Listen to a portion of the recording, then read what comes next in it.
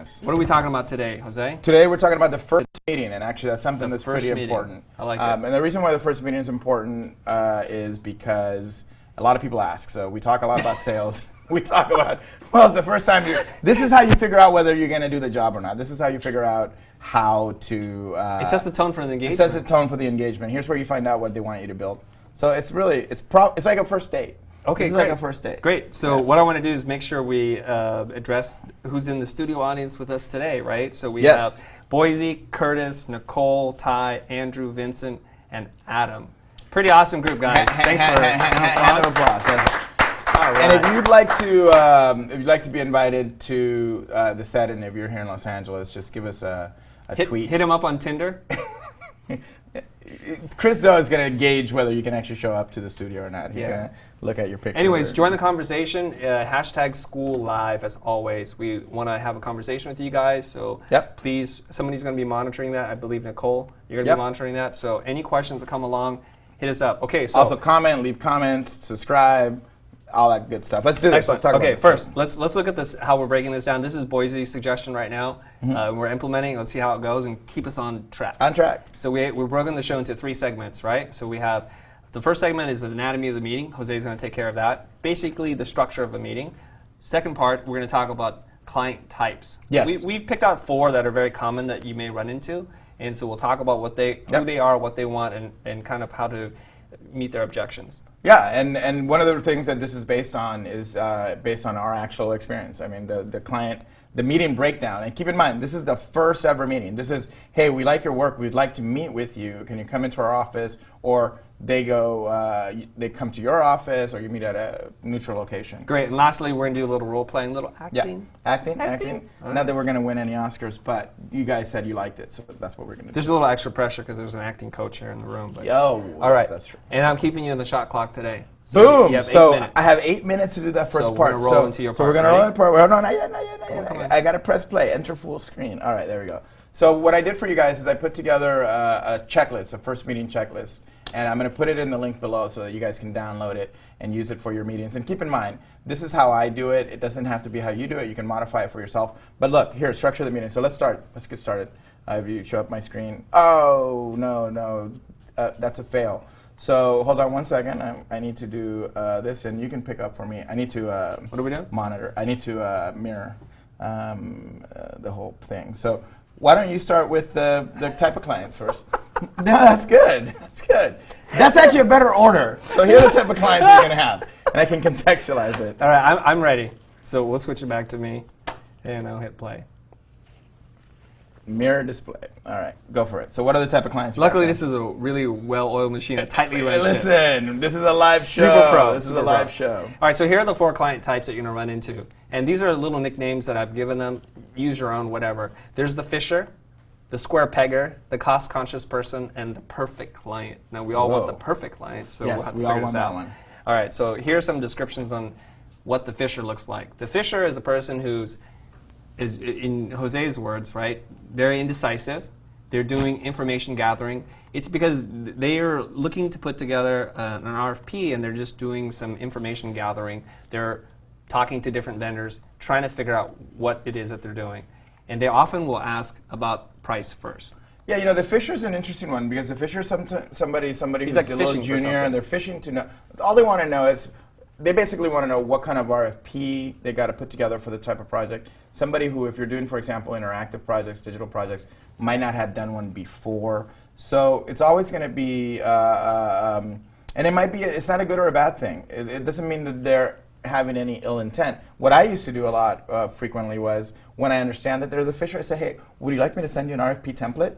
And they're like, yes, thank you, I appreciate that. Some of them are really honest, and they say, look, I've never done this before, and I'm trying to figure out how to put together a bid or an RFP for agencies, and you guys, I guess, seem friendly enough and educational enough to do it, and that's it. So you actually do help them. And there are some that are doing it maliciously, who just want to figure out the baseline of the pricing for your type of agency, and they might not even give you an RFP. Great. So this person is important, and the reason why we open up with this person is because oftentimes you think there's a legitimate job to be had, and there really isn't. And so you're going to waste a lot of time trying to define the scope with them and putting together a proposal when they're not in a state to buy. That is super gross. Oh my God, that's nice. gross. I know that they're going to hear it in the audio, so I'm my like, God. I'm spitting my ice back. Come on. Okay, anyways.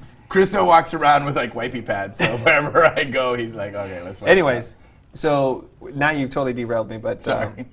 Indecisive gathering mentions titles often. no, that's not what we're talking Fisher. about. Okay, what were we talking Basically, there's this book. It's called The Win Without Pitching Manifesto, and they basically say a lot of people are going to ask you for a proposal or an estimate, which takes a lot of time and thought and consideration to put together, and you have zero chance of getting it. So you need to figure out if this is a real client. if it's worth it to really spend the time. And when you're a young agency or when you're young, you end up doing this a lot. Like you end up really doing a lot of fishing expeditions, and you don't They get don't the go projects, anywhere. and you're wondering why.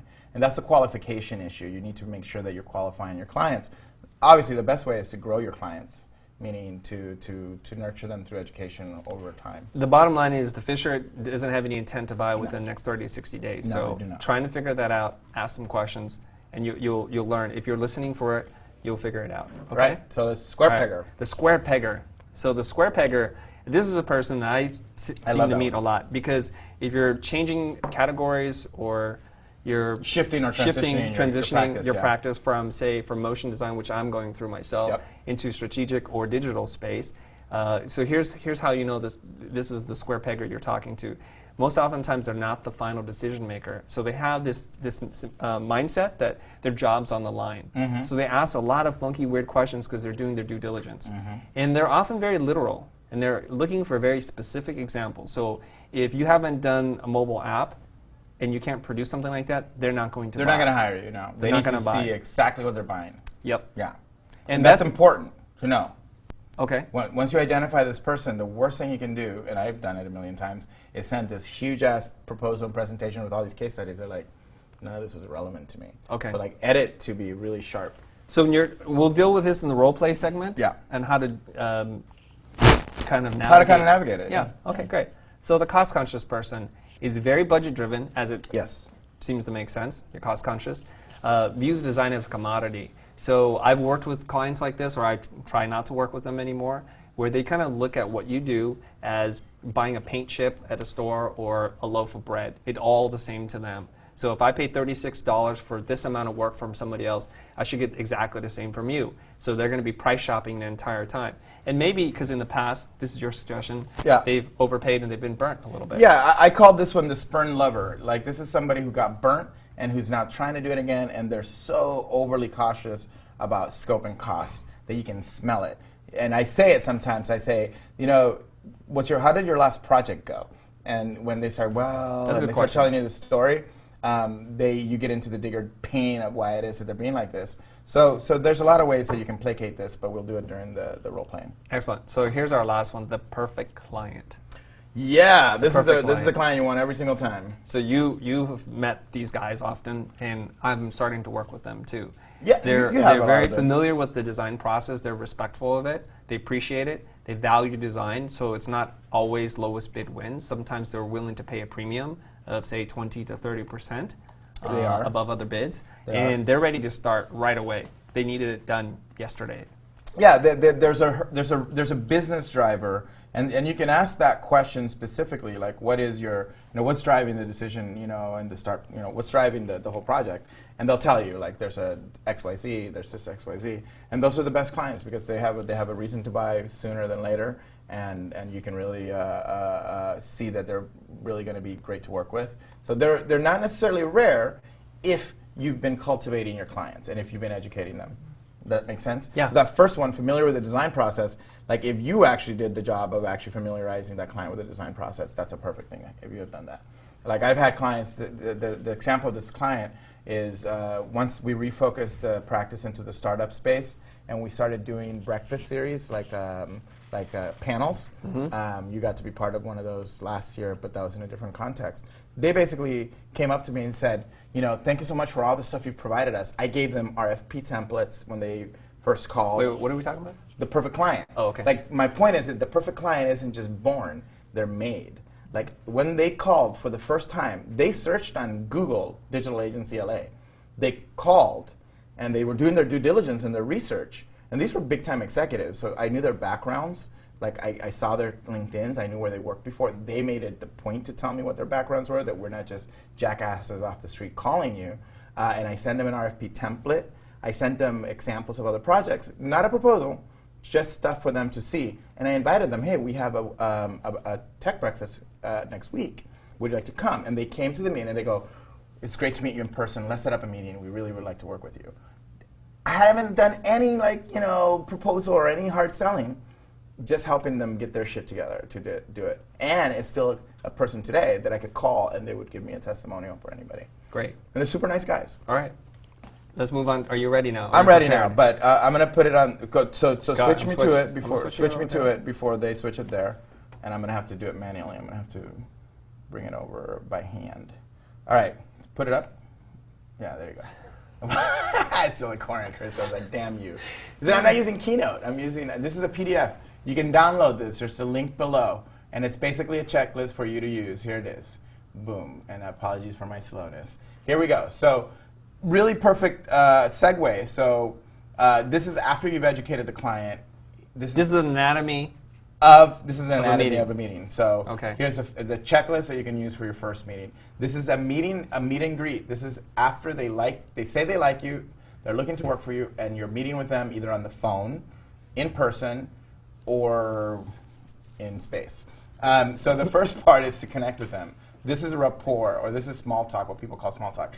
This is extremely important because you might not, first of all, this kind of sets the ground, and it's get to know the people. You want to profile them during this, and in a very casual way, the same way that you guys understand customer profiles, those of you who have followed along for a long time. You want to know what school they went to, just chit-chat. Like just this morning, and I'm actually basing on a meeting that I had this morning, or yesterday, sorry. Just, hey, for in 1 minute, I just wanted to find out a little bit about everybody. It was 3 people on the phone, myself, 2 executives.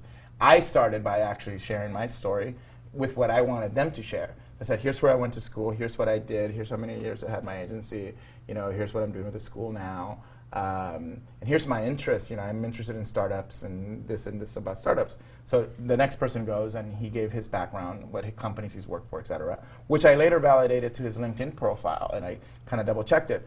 But in the checklist, notice that I have a thing for notes. This is what you should have in your notes. CEO of Acme, Acme Mobile, Natural Springs, marketing agency. That's what his kind of background was. I used this in the subsequent. Knowing that he had his own marketing agency, I understand him a little better, that this is not a spring chicken.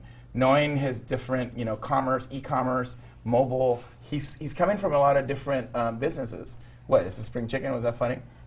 And then the Natural Springs, that kind of tells me, that's a made up, but it tells me, oh, out of all these tech things, they're also interested in health, and they were running a thing. Ooh, my timer. All right. Yeah. Alignment. So that's that's like the goal. Set the goal. And what is everybody interested in getting out of this meeting? Why the heck are we having this meeting? So if in the case scenario is to identify the reason for the meeting, what the outcome should be to put a proposal together. So the notes that I would have in my notes is, listen, find out what we need in order to put a proposal together. That's my note to myself. Right. And I have that in Evernote open next to me. And the way I'll do that, and I call it setting the agenda and time boxing. I want to know how much time you have, and we talked about this a little bit before. Yep. I often would say I have an hour for this meeting because I have another meeting after this, but if we need more time, I can reschedule the other meeting if you think we need that. And then usually they're like, no, we're going to stick to the 1 hour. And I often find that after an hour, your attention span starts to wane. You're tired. Productivity goes down. If you're really listening and actively engaging with the client, an hour is a long time. 45 minutes to an hour is what I like. Plenty. So Chris does it a little bit like, look, I'm important, And, I wasn't doing that. No, you say, look, I have a meeting after this, so I only have an hour. I do it differently. I say, your time is important. Can you, how long do you have for this meeting? So I make it about them. It's all about them. But people have, you're also very important in terms of to make the point that you're an important part of, if you're a principal of an agency, that you're busy, that they don't want to waste your time. So the next one is after you're alignment. Oh, no, you are. Deity of choice. So this one really is the trigger. What is the purchasing trigger? And the way I ask this question, what I also call the magic question, is look, if your deity of choice, if the sky opens and your deity of choice came down and gave you the perfect partner to do this project, who would that be? Can you describe them to me? What you want to know is what's important to them. What's the main purchasing decision for each person? It might be different for the CEO than the CTO. In this case scenario, they might be focused on design. They want visual interface. They want it to be intuitive. They want fresh design. That interest usually is going to come from the CTO or from a technical person that knows all the technology stuff, but knows that their design isn't great and they want a really good design partner, which is great. In the CEO is always going to want strategic alignment. I don't like to bring religion or anything like that into it. I know that's not your That's intent. fine. I know Mine you're a is just communist about, atheist. I am. Just to clarify the goals. Once you've set up the agenda, the goals for the meeting, now I'm just going to listen and ask clarifying questions. So if their goal is we need to find a partner that can deliver on time, that does a very high caliber work, and comes well recommended, then I start to listen like, how do you define that? How can I address that? So on a call that I had recently, I said, what's stopping you from working with us? I just asked point blank. And she said, you know what, we've never worked together before. And I just said, well, what's going to help you get over that? Because obviously I can't solve that problem on this call. Yeah. And then she said, well, you come very highly recommended. So I just wanted to know, if I can't overcome that, I don't want to put together like a scope of work document. I don't want to do anything. It's a waste of time. If I can't overcome her main barrier to working together, then there's no point. That's what I'm saying. So that brings up a really good point, and I'll add something to that. For an example, if you're actually talking to like the square pegger, the person before that proposal is being sent into an organization, they're going to have to socialize it. They're going to have to give it to their peers. And you want to find out from them who are their peers and what are their interests or what are their objections, if you want to call it. I always do it on the positive side. You go to the objection right away, which is good. And there's no right or wrong, but what you want to get is what are the trigger points for each of the people to purchase.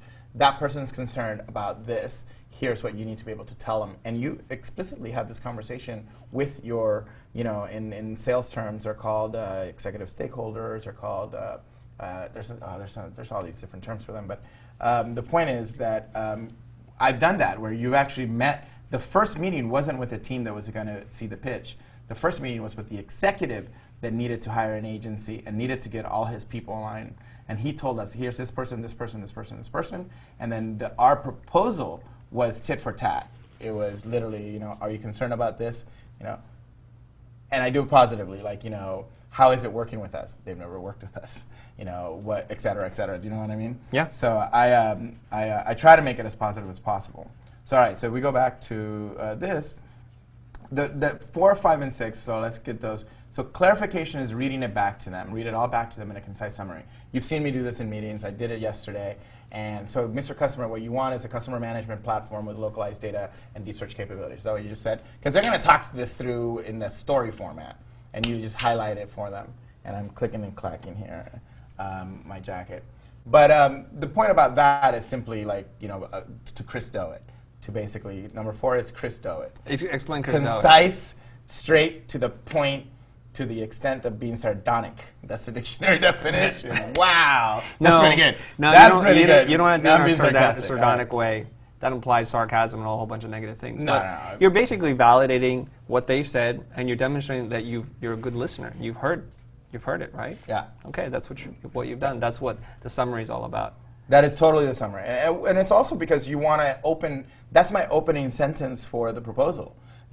You've asked us to identify da-da. Boom. And that means you're freaking on it. That means you're sharp. Remember, you're not a designer. You're a consultant. You're not like some flaky dude in your bedroom, sending out proposals to get a website project for $500. You're sending out a proposal to get a website for $20,000 to a professional organization. That's what it's all about. We have a question. Yeah. Great. From NoiseWorks Design. Do you feel the need to ask what it will take to buy from me? The what it will take to buy from me question in every meeting, or if you feel the meeting is starting to slip away? No. I ask it in every meeting. Great question. That's First, a good question. Let's repeat the question. Let's repeat the question. The question is, do you feel the need to do that question, what does it take to buy from me in every meeting, or do you only do that when you feel the meeting, when it's slipping away? Answer it. Go ahead. I do it in every meeting, and I've set the tone obviously for how it's going to be working for me. I do ask it religiously, and I make fun of it, and people get a little bit uncomfortable, but whatever. people get uncomfortable talking about anything spiritual at work, which is hilarious, I think. But the point about that is I ask it every time. Because what I'm trying to see is what is the finest point of alignment between myself and these people. Like, what are you really looking for in a partner? If you really know that and you can tailor your language and everything in the proposal, you have a much higher chance of closing. That's like a Jedi, like, that's a slice right there. That made no sense. No, I want to answer that question. Who asked that question again? Noiseworks Design Co. Noiseworks Design Co. Thanks for asking that question. Thanks for tuning in. You're one of our 4 viewers now, I believe. He's going to sleep tonight knowing that somebody watched the show baby, live. Like a baby. All right. So here's my thing on that. There's a bunch of questions on Facebook too, but go ahead. Are there? Yeah. So the answer for me is not always. And the way I feel about this is if the meeting is going so well, like they can't wait to sign a check, there is really no objection to raise. They're ready to go, and you know that. But more often than not, when you're dealing with a square pegger, it's objection, objection, objection. And I'm already feeling it, so now I have to ask. And it's a trick that you learn from Blair Enns, which is if you know the objections beforehand, you should phrase it to them. For example, one of the objections that we always get is, we cannot afford you. You are too expensive, right? But if you wait for them to ask it first, then you're on the defensive and you're trying to make up lost ground there. So my thing is, as soon as I feel it's possible, thank you, as soon as I feel it's possible, I'll slip in there. I'm not sure that you can afford our services. We're used to working with really big companies. Then they start making up reasons why they can afford you. So you kind of combat that thing altogether. So if I feel like, you know what, this is not going to the right place and I need to redirect this, I'm going to ask that question. Okay, great. Thank you very much. Another question from David Coe. Oh, yeah. David Coe. David, all ask right. a question. What's up, David? Maybe this is more of a bidding/estimating question. We run Yeah. into a lot of clients who are budget conscious. What are some of your suggestions in winning the confidence of those type of clients without giving them virtually, or giving it to them virtually for nothing? Oh, question. You're asking $1 million question. Send us $100,000 and send you the answer to that question. In a self-addressed stamped envelope. Blind. Care of Chris. Don't send it to Jose. I don't know where he'll go with that money. What? Probably Tijuana or something. I don't know where he's going to go. Okay, moving on. David Coe asked a great question. David Coe asked a question. But let's recap it because I'm trying to understand it. Like, how do you make the point to not give away everything for cheap? Is that what he said? They're negotiating with you. Winning the confidence of the client without giving everything away for free. Yeah, that's more of a downline process. That's not going to happen in that meeting. But it is intertwined to David Martinez's question, and it's mainly in a statement. He's gotten the feedback that people, this is David Martinez on Facebook, so whenever we ask questions, thank you for asking these, that people see him as a skater dude, and I'm guessing you don't show up in flip-flops, so that it undercuts his abilities. After speaking with them, they understand how smart, the solution-driven I am. So have you seen how Chris Do dresses to, like, biz dev meetings? That's probably how you should dress, even if you're a skater. Like, don't. If you look young, and if you are young and you're going into these meetings, do 2 things. 1, bring a date. Bring an older person to the meeting. I used to do that all the time. That's a technique. Just bring somebody with you. Numbers. And and also be authentic. If you are young and that's who you are, that's cool. And try to align your clients to who you are. But Chris should have. Are we giving fashion advice now, Jose? Yeah, that's what I was gonna say. Chris should have a fashion blog on how to dress to a meeting appropriately. I think the rule of thumb on the fashion thing is, and now I think we've gone totally away from that. David Coe's question is not answered yet. He's not even close to being answered, Yeah. but all right, whatever. I think the general rule of thumb on fashion is if you should dress slightly better than the group that you're going to meet. And if you're a really artistic, fashionable person, you can do anything. It just means that you're well put together, yourself, and yeah. you can be yourself. Yeah. If you show up in flip-flops, like an oversized shirt with a stain on it, that's not a great representation of yourself. Adam, you know who you are. Whoa! Okay. You just called out All right. Adam. So here's anher question also from Wait. Oh. Answer David Coe's question, So man. David, that's a positioning issue, and that is really about doing the whole system, meaning where you're articulating what your value is and your website and your sales presentations, your strategic ability. You're not just a designer and a design firm that's going to do graphics for you. That's you really got to do the whole full Monty, or else you're still going to get people undercutting you price-wise. Chris Doe's doing it. So your He does it answer really well. is you've positioned yourself wrong to begin with. Right. You're screwed. Start over. Kind of. I have There's a different nothing answer. you can do. I got a different answer. Okay, what's your Is answer? it cool? I hate the money conversation myself. And in his book, Principles of Selling or something like that, one of the rules is the law of contrast. This is not going to work with other. Some book. Hold on. The law of contrast, like, so if the client throws out the dollar amount first, I think, unlike in regular negotiations, you lose. Because they throw a number so low, you're thinking in your mind, oh my God, that's half of what I was going to ask for. Now you're going to ask for a little bit more than that. So what I like to do is actually, I like to throw out the number first. Right? I'm going to say, what kind of budget range are you guys in? They'll never answer that because they think by saying it first, they're not going to win. That you're going to then take that and add more to it. So my thing is I average the job higher than I think it's going to be. So if I think it's going to be $100,000 for the sake of argument, $100,000, I'm going to say, you know what? Typically a project like this in the past, the way we do it, it's somewhere between $85,000 to $160,000. We begin there. So they're also going to edit themselves out. And to be honest, you know, sometimes people have budgets that aren't going to, like they have champagne tastes and beer budgets, and you just can't do those projects. You have to just say, that's not going to work. I'll help you out. I'll find somebody for you. I'll refer a couple of people. You can't convert those people that are not willing to spend it or don't have the budget. All right. So let's move on to it. Matt, there's another question. We've totally derailed the whole structure of the let's finish show, and then let's go to questions. No.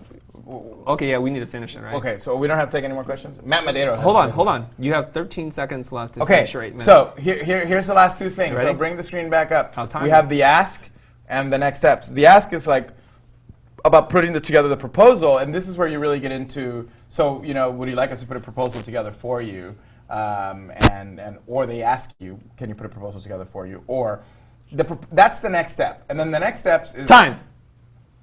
I'm just kidding. Keep going. No, you're already over. Wrap it up. The next step is I emailed them back, said, so here's what I heard, and so our next steps are we're going to put a proposal together for you. When do you need it by?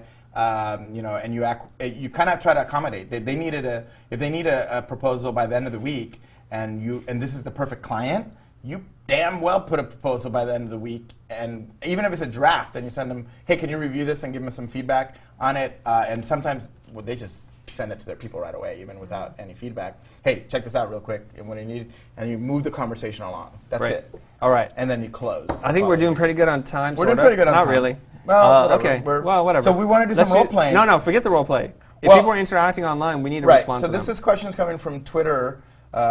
Christo has spoken. David Coe said thanks, answered. Awesome. Oh, was it answered? Love it. What was your answer? Who knows? Who cares? Move on, dude.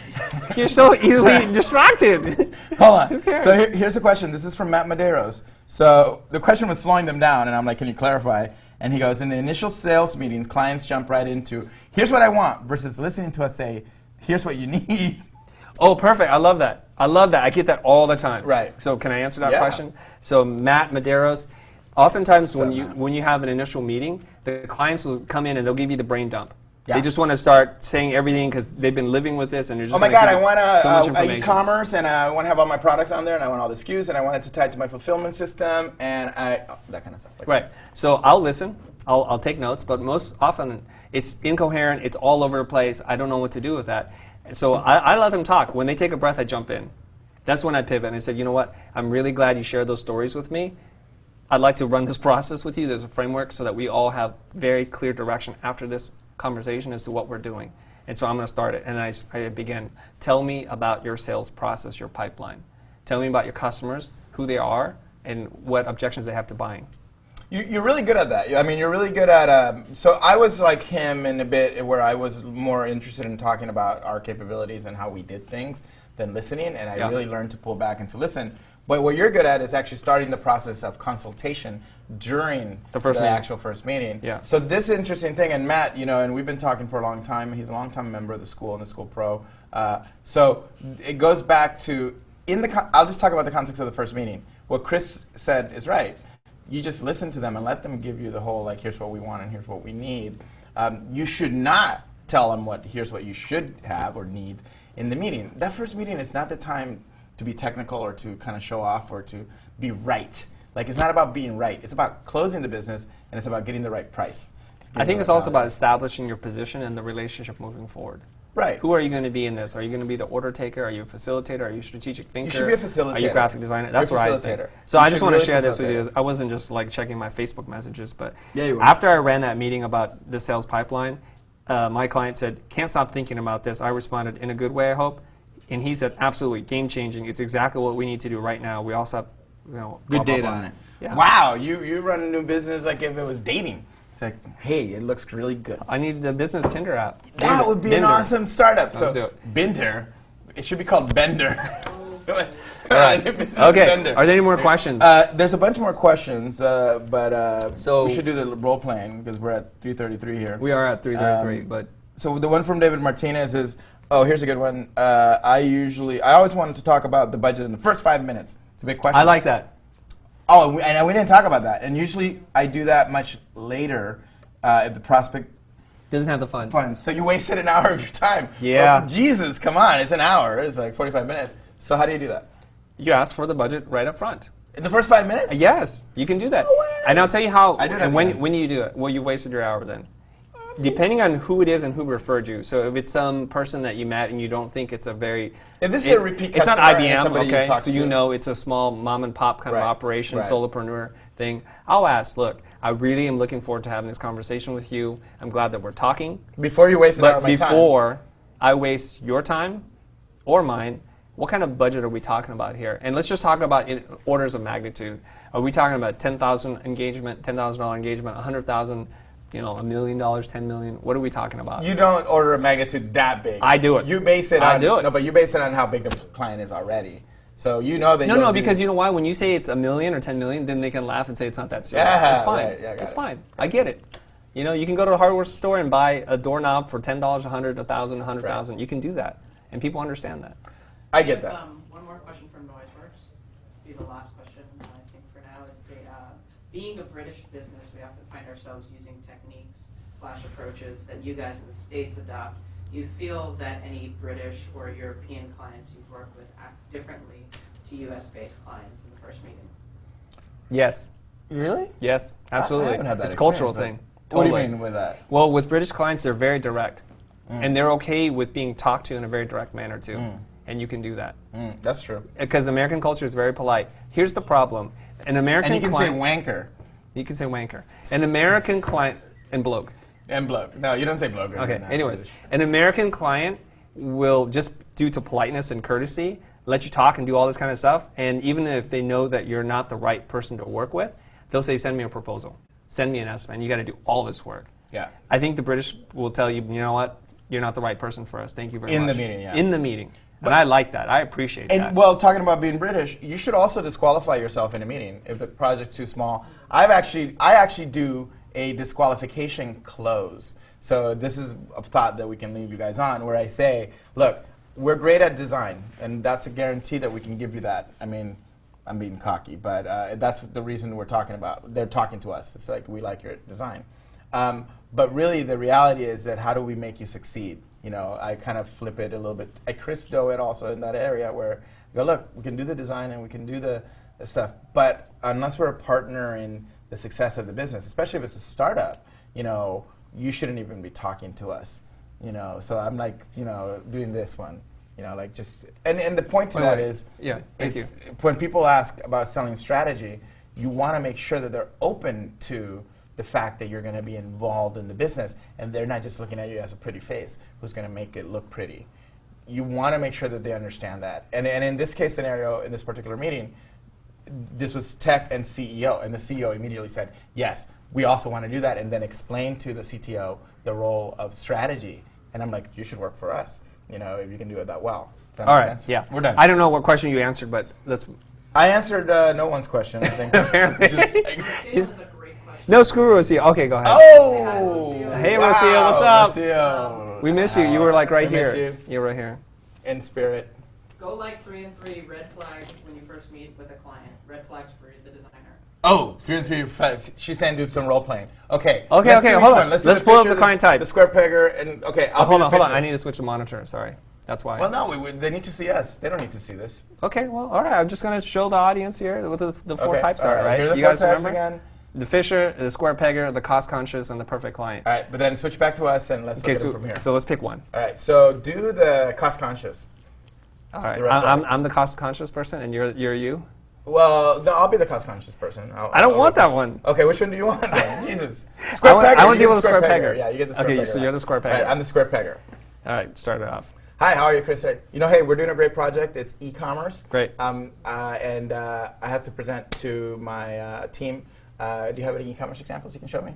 We don't. I'm just curious why you picked us, because we don't have like tremendous Well, e-commerce we've been watching experience. some of the stuff you're doing online, and you guys are talking about strategy and digital stuff, so I'm assuming that you guys have some Great. e-commerce experience. So you see some connection there. We don't.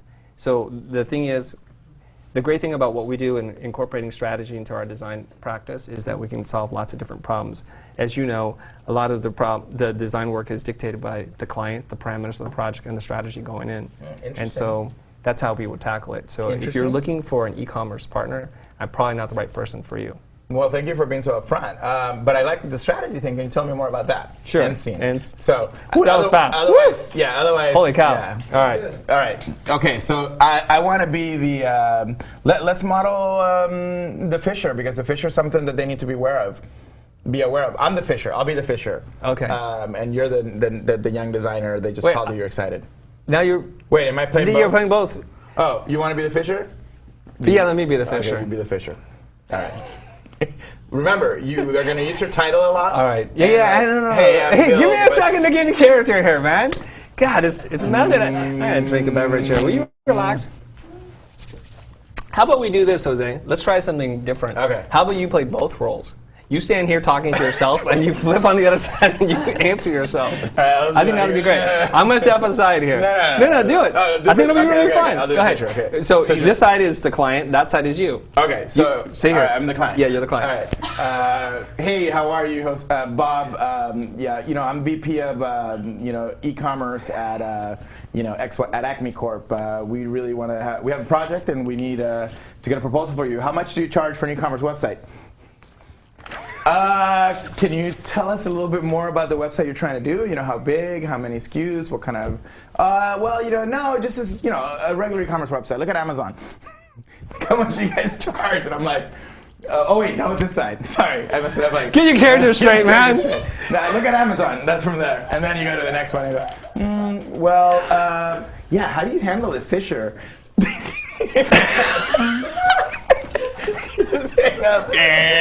Very well done. Very well done. I don't know what we just did. We just wasted a lot of people's time, but that was entertaining.